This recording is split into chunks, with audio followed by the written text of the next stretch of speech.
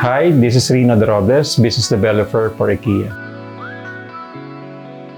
Monthly consumption namin on the average is around 10 cubic meters for 2 people. Washing ng clothes, yun ang pinakamalaki in terms of consumption.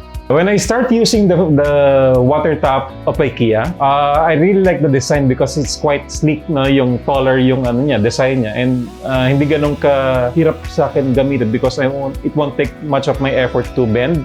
Mabilis yung control niya, yung functionality niya. If I turn it off, nagsha-shutdown kaagad yung water. And then, parang yung flow of water niya hindi scattered. Parang pag-open mo, parang focus na siya, for example, sa toothbrush.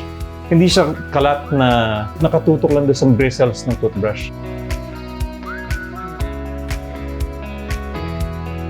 After a month of using it, at least 50 pesos, no? From the average of 200, now it's 150.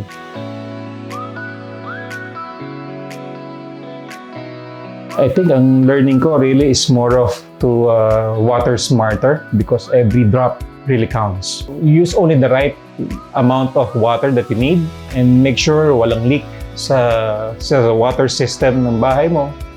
At the same time, kung meron man, i-fix mo kagad and replace yung mga water taps with those reliable types of water taps that you can buy in the market.